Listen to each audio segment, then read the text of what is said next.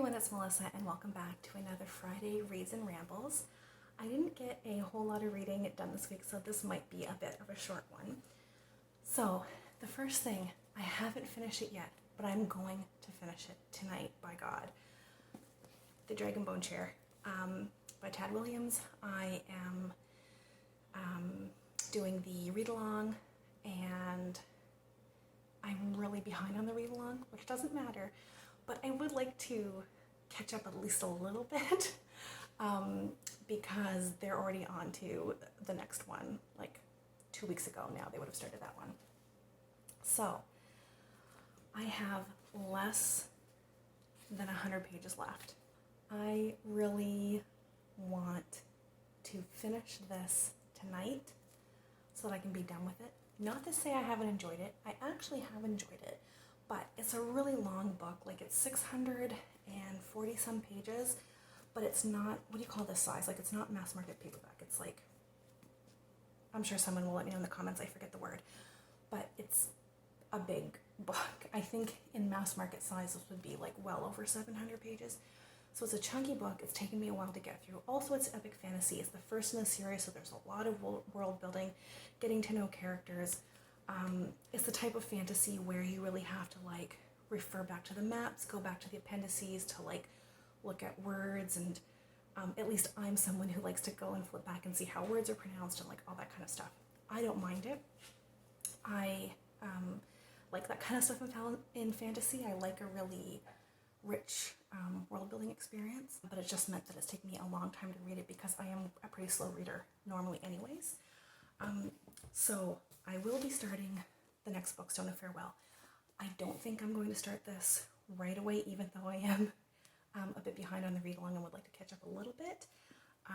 I think I want to give myself maybe like a day or two break. So the other book I would really like to prioritize is I would like to start Their Eyes Were Watching God. So I think I will start this, and it's quite a short book.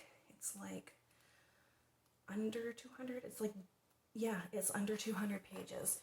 So I feel like I would like to actually start and finish this, and then I will move on to The Stone of Farewell. So this is up next for me. I have been reading a little bit of Hidden Figures by Margot Lee Shetterly. I'm not terribly far, I'm just a few chapters in, so we are getting a little bit of the backstory for how this all came about, I guess, like how the Langley, what do they call it, the Langley Center, the early days of NASA, like why there were so many women and women of color who were involved, like what the climate at the time was like, and those types of things. And we're getting introduced to a couple of the key figures that we're going to be talking about, I'm sure, in the rest of the book. I did finish a poetry collection, Felon, by Reginald Dwayne Betts. I think that's it. If I'm wrong, I will make sure that the information is all correct in the description. So this collection was about incarceration, and he's pulling from personal experience. He did time based on, I think it was a carjacking when he was a teenager, like 17 or 18 maybe, and he was incarcerated, and then after that he went to law school, I think maybe Harvard, but he went to law school and now is a public defender, so he definitely has a very broad like experience. And so I thought the poetry collection was very interesting. I think the style wasn't quite for me, but I found a lot of the poems very impactful and powerful, and he was definitely like saying something with them. I just felt like some of them I would have preferred to have had as like essays, because I think there was a lot of interesting commentary and perspective that he had. But yeah, I'm glad I read that collection. It was really, really interesting. And the very last thing I actually have not been reading is my buddy read of Moby Dick. I am buddy reading this with Courtney Ferriter, but I don't think I actually read anything since last time. So Courtney, if you're seeing this, if I actually do in fact get this uploaded on a Friday, I might be a little late Saturday checking in, because I'll probably spend Saturday morning reading the chapters I was supposed to read during the week. So that's it for the books, for my Rambles section, I wanted to just touch a little bit on some different things that have been talked about on Booktube recently, but I think that share some commonality. And I really wanted to talk about kind of like expectations as a booktuber. I don't feel a terrible lot of expectations considering I have a pretty small channel and I view this as a pretty casual hobby of mine. But I know not everyone feels that way, and there have definitely been times that, you know, I started to feel a little bit of pressure to do this thing or do that thing or do this type of video, and I've been able to quell that, but it can feel like a lot of pressure to make your channel a certain way. Jayna from Coffee and Copyrights put out a video recently, which I will link below because I think it's just wonderful. It's only like 2 or 3 minutes long, definitely worth your time.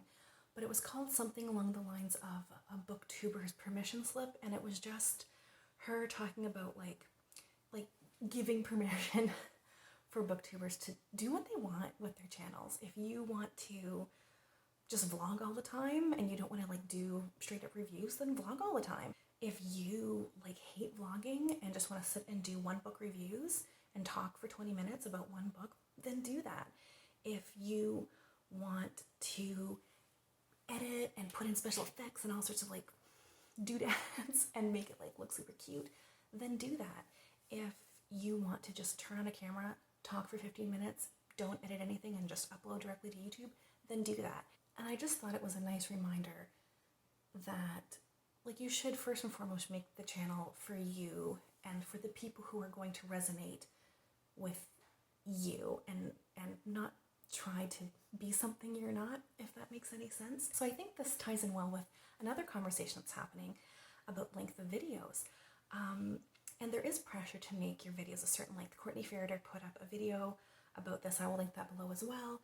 She was seeking some like feedback about how long we should make our videos, or like what length of video do most people watch, and she was getting some feedback just for her own content. And that's actually one of the great things about Booktube, especially some of the smaller channels as we've gotten to know each other, is that there can be this back and forth where you ask direct questions, you get answers from people, and it feels more like a community than maybe if you have a bigger channel. I'm not sure, I've never had a big channel, so I don't know.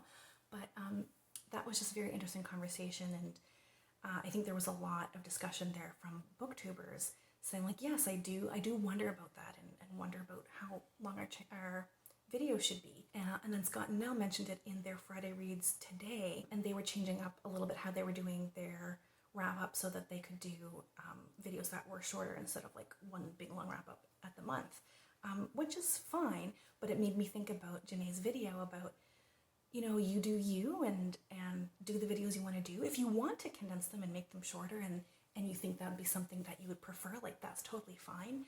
But if you want to upload a really long video, like that's fine too. I understand like wanting to make your channel a certain way, and I don't necessarily think that's a bad thing. I think it's good to have those discussions and figure out, you know, what works for your channel and how you can, you know, reach your audience or your followers or your little community, and how you can make the most of your channel. But I also think it's important to consider like your own enjoyment and what you find either fun or realistic for you to do, if it's not realistic to like edit or to do more videos or whatever. Yeah, I think I've rambled about this long enough.